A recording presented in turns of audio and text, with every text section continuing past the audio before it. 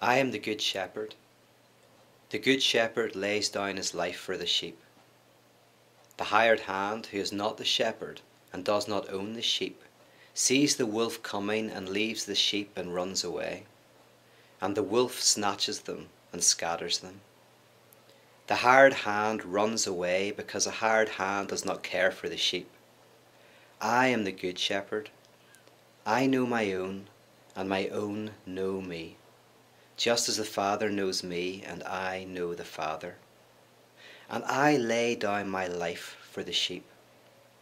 I have other sheep that do not belong to this fold. I must bring them also, and they will listen to my voice. So there will be one flock, one shepherd. For this reason the Father loves me, because I lay down my life in order to take it up again. No one takes it from me, but I lay it down of my own accord. I have power to lay it down, and I have power to take it up again. I have received this command from my Father.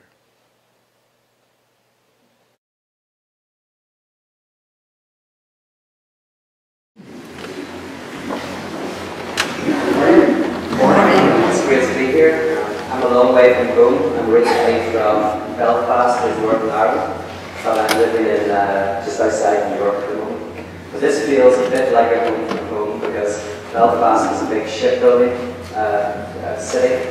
So seeing the ships when I was driving in kind of reminded me of them. But we built the Titanic. With the English, you drove it. Okay, so you can't do this. It's sinking. That's why the Irish don't like ice in their whiskey. It reminds them of the Titanic. So I've been enjoying the last couple of days. I spent all day yesterday with some of you. We went through some of the work that I've been exploring in the last few years. Today I'm just going to share a little bit about the passage that was read in John 10, which talks about the Good Shepherd. Now, if that was all we had of the Bible, if that was the only shred we had, it would sound wonderful. This Good Shepherd who knows our name. It sounds so comforting.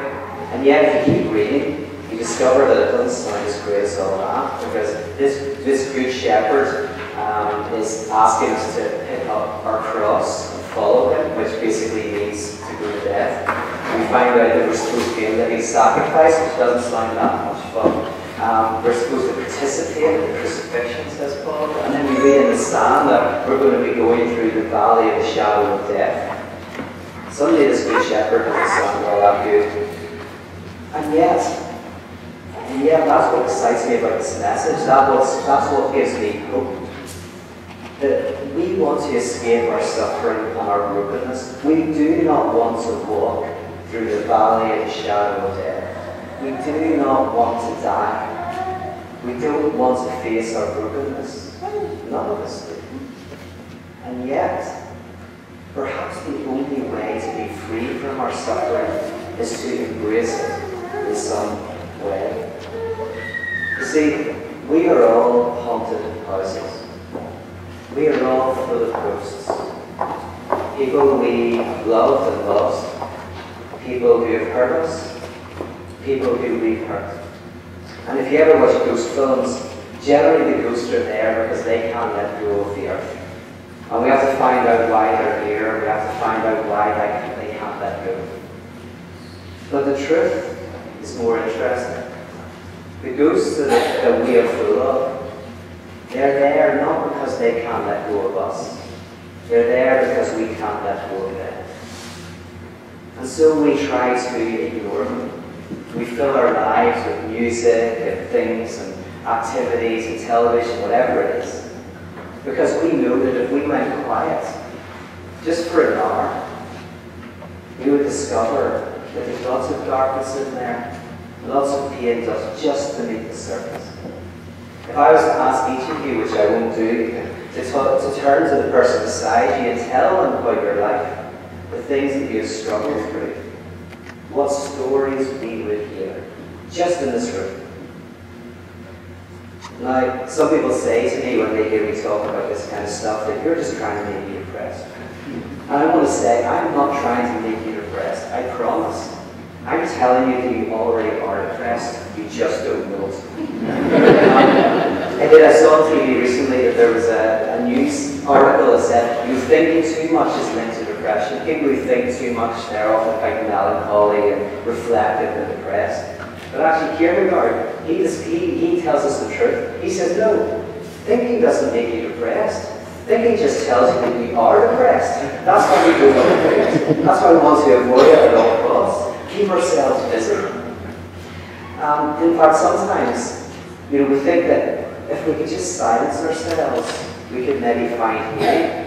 But the truth is, only when you can silence yourself are you probably undergoing the healing. The point being, when you try to silence yourself, you realize that there are all these voices, all of this stuff, and you can't actually quieten yourself.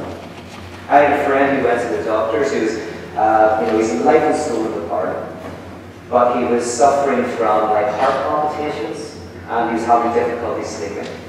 And after they did all the tests, and everything came back clear, the doctor said, I think you're depressed. He's like, of course I'm not depressed. I'm kind of unhappy, I'm going out all the time, I was spending so much time depressed. And he went home, and it took him about a week. And then he says to me, he says, I am depressed. That's why I go out to all of these parties. That's why I do all of this stuff. He was depressed and he just didn't know it. I think that in the Christian community, Christ is calling us to look at our suffering, to share with one another, to bring it to the surface, and say, I will be with you in the midst of that. I'm not going to wave a magic wand and take it away from you, but I will be there with you. There's a story Elie Wiesel tells of during the Second World War in one of the death camps. Some people had tried to escape and they'd been caught and they were being hung. And everybody had to look at these people dying. And there was a young boy, and he was lighter than the men, and so it took him longer to die. And as they walked past, somebody in the crowd said, where is God? Where is God? And again, as more and more people passed, he shouted again, where is God? And this writer says, from deep within, I felt this voice and I had to speak. Where is God? There he is, hanging on the gallows. God is with us in our suffering. I'd like to share a story that I think captures this. It's the story of a woman who has a child, a beautiful baby girl. But the child dies after only a few days. She is distraught, devastated. So she wraps the child's body in linen, and then wraps that body to her room. And she goes in search of someone, of anyone who could help to resuscitate her child. She goes to witch doctors, and she goes to faith healers, and no one can help. But in one of the towns, some of the guys say, well, high up in the mountains, far from everyone, it's rumoured there's a holy man who is so close to the divine that he can even raise the dead. Perhaps it's a myth, or perhaps he's long since dead. But if you're that desperate, maybe you should go in search of him. And so she does. She packs a few belongings and she goes into the mountains. After a few days, she comes across this little humble dwelling beside a beautiful crystal clear lake. And she knocks on the door. After a few moments, this old man comes to the door and she begins to weep. She says, I don't know if you're the one they speak about. I don't know if you're the one I'm looking for. But my child is dead and I need her back. The old man takes pity on her and says, yes, I can help. I am the one they're looking for. But in order to help, I need to concoct a potion. And that potion needs some ingredients. You have to help me. Go back into the town and get me a handful of mustard seeds from a home that has not been burned by that black sun of suffering that has touched you. Bring those mustard seeds back to me, and I will create a potion. So the woman goes back down into the town, and she goes from home to home, but she cannot find one house that has not been touched by suffering and death. Not one house. And yet, as she hears the stories of other people's brokenness, she gradually, very gradually, comes to terms with her own suffering until she is finally able to bury her child in the earth. We all want to escape our brokenness, just like that woman. The man invited her to go back into the city, to hear other people's stories, to share her own, to have people bear witness to her brokenness. And in that, she found peace.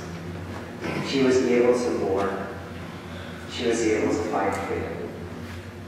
The challenge for me in my life is to create spaces where I'm courageous enough, and most of the time I'm not, I'm courageous enough to look inside and see the ghosts, to talk about them, to share them, and to try to be patient and kind enough to listen to other people as they share their suffering, their humanity, and their brokenness. Trying to emulate the Good Shepherd who doesn't try and help me run away from that, but help me rub it on his stick. We all want to be like God, to have a God's eye view, have all of the answers, to feel all powerful, to feel that we'll never grow old, never die, never have anything go wrong. We want to get out of this world. And yet in Christianity we have this image of God becoming human. And so we discover this strange logic. If we want to become like God, then we have to fully embrace our humanity.